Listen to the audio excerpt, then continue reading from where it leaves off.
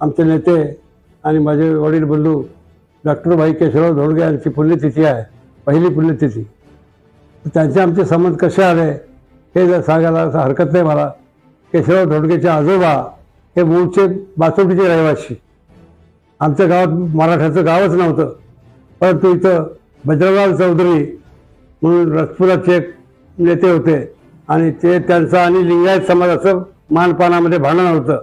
या भांडणामध्ये त्याला कोणतरी मदत पाहिजे म्हणून लिंगोजी पाटील धोंडगे बाचोटीचे प्रसिद्ध होते, तर त्याला निमंत्रण दिलं त्याने की तुम्ही आमच्या इथं राहायला या, आम्हाला साथ द्या, इथं आमचे लिंगायत समाज जास्त आहे. आणि या निमित्तानं लिंगोजी पाटील धोंडगे आजोबा केशवरावचे बहादरपुरात आले आणि इथंच येऊन राहिले. त्यांचं कुटुंब इथंच आलं. तेव्हापासून आले ते. मराठाचं एकच घर आहे, त्यांचं घर नाही कुठलंही. मग त्याचे चिरंजीव शंकरराव पाटील धोंडगे ते वडिलांसारखेच हुशार होते. म्हणजे शंकरराव पाटील धोंडगेचे गुण सगळे केशवरावमध्ये आले. सरकारी कर्मचाऱ्यामध्ये पोलीस पाटील, तहसील कचेरी याच्यामध्ये त्यांचं सारखं जाणं नव्हतं वडिलां केशवरावच्या वडिलांचं. तर केशवरावचे वडील सुद्धा केशवरावसारखे हुशार होते. जे केशवराव वडिलांसारखे हुशार झाले तर ते शिकलेले नव्हते फारसे. तर केशवरावचे वडील आणि आमचे वडील एका वयाचे होते. माणिकराव कुरुडे दोघं एका वर्गात शिकत होते. वर्ग कोणता तर मोडीची शाळा होती, खाजगी शाळा. त्या शाळेमध्ये दोघे होते म्हणून दोघांची मैत्री. आता वडिलांची मैत्री झाली की आमची मैत्री झाली नंतर पुढे. अशातून आमची मैत्री झाली. आता मैत्री झाली तर शिक्षणाला तर केशवराव साहेब इथपर्यंत, इथं 4थीपर्यंत शाळा होती आणि हायस्कूल कंधारमध्ये झालं नव्हतं त्यावेळी. 7वीपर्यंत शाळा होती कंधारामध्ये. म्हणून त्यांनी आंबेजोगाईला जाण्याचा प्रयत्न केला. आंबेजोगाईला गेले पण तिथं काही त्याला प्रवेश मिळाला नाही आणि मग सरकारी शाळेत राहून औरंगाबादला पुढचं शिक्षण झालं त्यांचं कॉलेजपर्यंत आणि नंतर शेवटचं अमरावतीला शिक्षण झालं. तर त्या काळात विद्यार्थी दशेमध्येच आम्ही त्यांच्या सानिध्यात आलो. त्यांच्याबरोबरचे नसतो तरी त्याच्यापेक्षा लहान होतो. पण बरेच विद्यार्थी जमा करण्याचे शौक केशवराव लहानपणापासूनच. सगळे विद्यार्थी जमा करायचे आणि आपण काय करायचं, कसं शिकलं पाहिजे, कसं मोठं झालं पाहिजे हे व्याख्यानं द्यायचे. समाजासाठी काहीतरी केलं पाहिजे हे लहानपणापासूनच त्यांनी विद्यार्थी जमा करून सांगायला सुरुवात केली आणि सगळ्यात जवळचा विद्यार्थी म्हणून मी त्यांचं प्रेमी ठरलो. अशा प्रकारे आमची दोस्ती जमली. आता ते शिक्षणाला बाहेर जरी गेले असले तरी ते सुट्टीमध्ये इथं आले की विद्यार्थ्यांच्या बैठका घ्यायचेच. म्हणजे लहानपणापासूनच त्यांना विद्यार्थ्यात लोकांमध्ये मिसळण्याची अत्यंत आवड होती आणि जवळपास नेहमी 10-15 विद्यार्थी असायचेच. असं लहानपासून सवय झाली. तर ही सवय पुढे मोठे झाल्यावर सुरू झाली. कॉलेजला गेले ते. निजामाचा काळ होता. त्या निजामाच्या काळात राजाकाराचे जुलूम सुरू झाला. त्यावेळी पुन्हा सगळे आम्ही जवळ आलो एकत्र आणि त्या निमित्तानं की बैठका वगैरे होत गेल्या आणि मोठी संघटना तयार झाली विद्यार्थ्यांची. पुरोगामी विद्यार्थी संघटना असं नाव दिलं त्याने आणि सगळ्या समावेशक विद्यार्थ्याला मार्गदर्शन करण्याचं काम केशवराव तेव्हा विद्यार्थी दशेपासून केलं. ते हायस्कूलला होते. आम्ही प्राथमिक शाळेत होतो, नंतर हायस्कूलला गेलो. पण अशा विद्यार्थ्यांची संघटना त्या काळापासून त्यांनी केली. विद्यार्थी त्या काळापासून 15-20 विद्यार्थी नेहमी केशवरावबरोबर असायचे.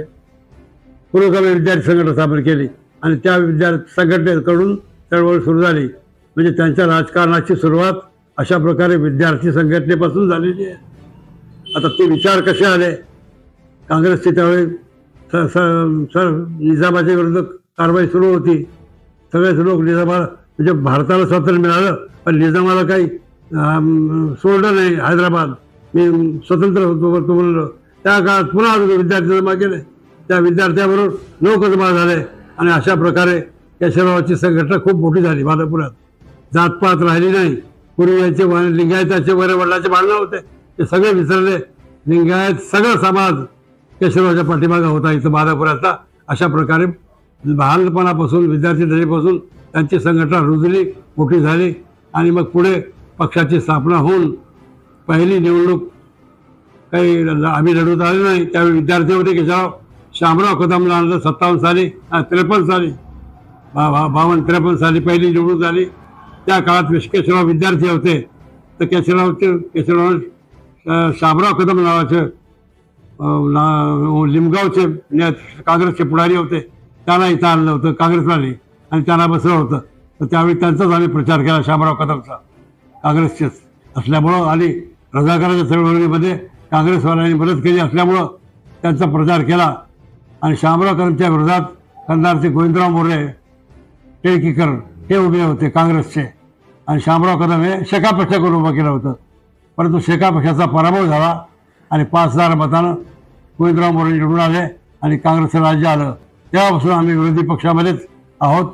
शेका पक्षामध्ये जे शेका पक्ष स्थापन झाला, केशवराव साहेब नाना पाटलाला घेऊन आला इथं.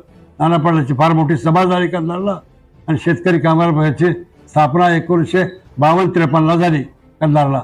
तेव्हापासून पक्षाची स्थापना झाली आणि पक्षाच्या नावाखाली काम सुरू झालं. विद्यार्थी पुरोगामी योग संघटना म्हणून काम सुरू झालं. तेव्हापासून जनचळवळी, विद्यार्थ्यांच्या चळवळी. तर विद्यार्थ्यांची चळवळ कशी झाली? इथं ट्युशनशाही माजली होती. सरकारी शाळा होती, हायस्कूल, तिथं ट्युशनशाही इतकी होती की एका मास्तरकडे 100-100, 50-50 पोरं एका मास्तरकडे, आणि पिळवणूक होऊ लागली. त्याच्या विरुद्ध आम्ही चळवळ सुरू केली. विद्यार्थी संघटना काढली. केशवरावने मला सेक्रेटरी म्हणून केलं पुरोगामी योग संघटनेचा, आणि मोर्चे काढले आणि ट्युशन बंद केलं. त्यावेळी ट्युशनमुळं पोराचं नुकसान होत होतं. श्रीमंत पोरं ट्युशन घेत होते, गरिबाला जाता येत नव्हतं, म्हणून हे बंद केलं आम्ही ट्युशन. तर पहिलं काम आमचं तिथून सुरुवात झालं. आणि निजामाच्या विरुद्ध काळात तर होतच चालू. निजामाच्या काळात सुद्धा रजाकाराच्या विरुद्ध चळवळी केल्या. आमच्या भादपुरा शनिदेवाचं मंदिर आहे इथं. या टापूत कुठं शनिदेवाचं मंदिर नाही. आणि दरवर्षी शनिदेवाची यात्रा भरते. फार मोठी यात्रा भरते शनिदेवाची त्याच्या पौर्णिमेला. तर त्या यात्रेमध्ये केशवराव सांगितलं पोरांना सगळं की बा आपण काहीतरी करायचं निजामाच्या विरुद्ध. म्हणून शनिदेवाच्या मंदिरावर मी चित्रकार असल्यामुळे मला सांगितलं चित्र काढायचं तू सुभाषचंद्र बोसचं चित्र काढलं आम्ही मोठं. आणि पाठीमागे तिरंगी झेंडा लावून तुम मुझे खून दो मैं तुम्हें आझादी देऊंगा असं मोठं नाव लिहून शनिदेवाच्या मंदिराच्या दर्शनी भागावर चित्र काढलं. तर ते कळालं रजाकारांना. आणि रजाकारांनी जगजग पशाला कोण काढायचं कोणी सांगायला तयार नाही. एक दोघांना सांगितलं किंवा केशवराव जोडगेने सांगितलं आणि गुरुनाथ कुर्डेने काढलं. बसतीमध्ये मिटिंग झाली आणि त्या मिटिंगमध्ये ठराव झाला की या दोघांनाही खतम करा 2 दिवसात खतम करा आणि आम्हाला कळवा असं त्या रजाकाराच्या नेत्याने सांगितलं. आणि ते फोटो जे काढला होता बंदुकीच्या गोळ्या मारून त्या भिंतीवर फोटो खराब करून टाकला. अशा प्रकारे चळवळ सुरू झाली. त्या आम्हाला हे गोष्ट कळाली आणि त्यांनी सांगितलं की आम्हाला केशवराव आणि गुरुनाथराव तुम्ही गावात राहू नका, उद्यापासून बाहेर जा कुठे निघू. त्यापासून मी गेलो आमच्या डिगुळला आत्याच्या गावाला, आणि केशवराव गेले अमरावतीला शिकायला, तिथं गेले. असं बचाव झाला. तर तिथं डिगुळला 15 ऑगस्ट आला. आम्ही आता डिगुळला राहिलो होतो. 15 ऑगस्ट आला आणि राज्य ते निजामाचं इथं तिकडे राज्य आपलं भारतामध्ये हिंदुस्थानचं राज्य होतं ना. 15 ऑगस्ट साजरा होऊ लागला.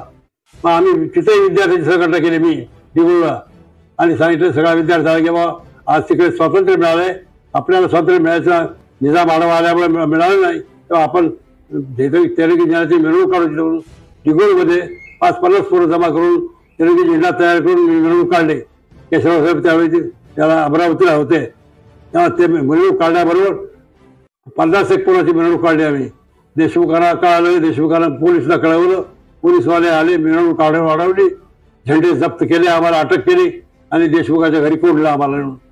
सगळे पोरं 16 वर्षाच्या खालचे होते. फौजदार आले, तहसीलदार आले, सगळे आले. त्याने विचार केला की जेल या लहान पोराची जेल आपल्या जिल्ह्यात नाही कुठेही, तेव्हा अटक केली तर त्याला ठेवायचं कुठं.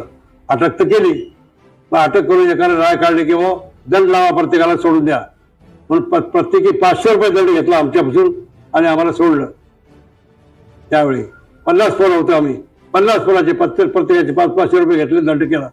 मग तिथून आम्ही डिगुळ सोडून निघून आलो इकडे. केशवराव साहेब अमरावतीलाच होते. तर अशा प्रकारे चळवळीला सुरुवात झाली आणि आमची मैत्री झाली, चांगली गाढ मैत्री केशवरावची. म्हणजे पूर्ण 100% कमतरताच होती की मी वयस्कर झालो, मलाही काही काम होत नाही असं फारसं. आणि केशवराव गेल्यामुळं बाकी सगळे लोक दुरावले गेले. संघटना आमची फुटल्यासारखी झाली जवळपास, आणि कामच बंद होतं राजकीय. असं काम फारसं चालू नव्हतं. फारच पत्रिका असेल तर आणि प्रत्यक्ष चळवळ सत्याग्रह मोर्चे सगळे बंद झाले कम्प्लीट. जे काही चालत होते पूर्वी, आज जुलूम झाला कुठे की आपण सत्याग्रह यायचं. आता मी बसल्या बैठकीला काही अर्ज लिहून प्रयत्न करतो, परंतु केशवरावची उणी नक्की भाडत होते आम्हाला. आणि त्याच्या नावामुळेच बरीच दहशत होती गव्हर्नमेंटमध्ये. ते दहशत कमी झाली. आता आमची शक्ती कमी पडली त्या मनानं. अर्जबाजी करून आम्ही लोकांचे प्रश्न मांडले. मी वैयक्तिक वेगळी सांगतो. मी आता त्यांचे मुलं वगैरे शाळेचं काम वगैरे करतात, मी संस्थेचं काम करतो. सांभाळ काहीतरी आहोत जिवंत म्हणून दाखवण्यापुरतं. विशेष असं काही कार्य त्यांच्या माघारी होऊ शकलेलं नाही. ही काही वस्तुस्थिती आहे. कारण माणसामुळं संघटना असतात आणि संघटनेमुळे प्रसिद्धी मिळते. केशवरावसारखा माणूस, चांगला वक्ता, विधानसभा गाजवलेला, विधानसभेला त्यांचा सत्कार केलेला असा माणूस गेल्यावर सगळ्यांचे हातपाय मोडे सगळे झाले ना, त्यामुळे निराश झाले सगळे आणि आमचं कामही मंदावलं होतं. तर सो जीवन ठेवायचं म्हणून काहीतरी आम्ही जेवण ठेवलेलं आहे. तर माझं वय झालं 93, 92 संपले काल, असल्या 93 सुरू झालं आज. अशी परिस्थिती आहे. कमजोरी खूपच आहे माझ्यात. आता माझी प्रकृती काही फार चांगली नाही, तेव्हा मी फार पुढे काम करू शकेल असं वाटत नाही. आता त्यांचे 2 मुलं आहेत. ते जरी असल्या ती एक राहते नांदेडला, एक इथं आहे. त्या दोघात सुद्धा एकत्र एकोपा नाही अशी परिस्थिती आहे. तर केशवरावचं पूर्वीसारखं काम आता सुरू राहील असं शक्यता फार कमी आहे. जे आहे तेच टिकून ठेवावं अशी आमची आता भावना आहे. संस्था आहेत काढलेल्या बऱ्याच, 30-35 शाळा आहेत आमच्या. ते शाळा तरी टिकल्या पाहिजे, शाळा बंद न झाल्या पाहिजे. तर ही आमची डावी चळवळ जी आहे विरोधी पक्षाची, ही चळवळ काही फारशी आता जिवंत नाही म्हणलं हरकत नाही. कारण शेका पक्षाचं मी एकच माणूस राहिलो होता. पोरं शिवसेनेत गेले, काही गेले पोरं, वडील पोरं शिवसेनेत उभं गेलं, फॉर्म भरला, परत घेतला. त्याच्यामुळे केशवरावची चळवळ पुढे चालू राहील पक्षाची, म्हणजे विरोधी पक्षाची. आता शक्यता फार कमी आहे. या उपर काही परिस्थिती आली कोणती अशी एकत्र येण्याची तर चांगलीच गोष्ट आहे. पण मला असं काही वाटत नाही की फार केशवरावचं सारखी चळवळ आता यापुढे उभं राहील. म्हणून केशवरावमुळं समाजाची हानी झाली, गावची हानी झाली, राज्याची हानी झाली आणि चळवळीची हानी झाली. ही वस्तुस्थिती आहे. फार मोठी हानी झालेली आहे. नुसतं माणूस असला तरी, बिमार असला तरी येरवडे साहेब आहेत म्हणून सरकारमध्ये दबदबा होता. सगळ्या लोकांत भीती होती आणि लोकांना खात्री होती की हा माणूस गप्प बसत नाही, बिमार असला तरी काहीतरी करतो, हे जी खात्री होती ती खात्री आता गेलेली आहे.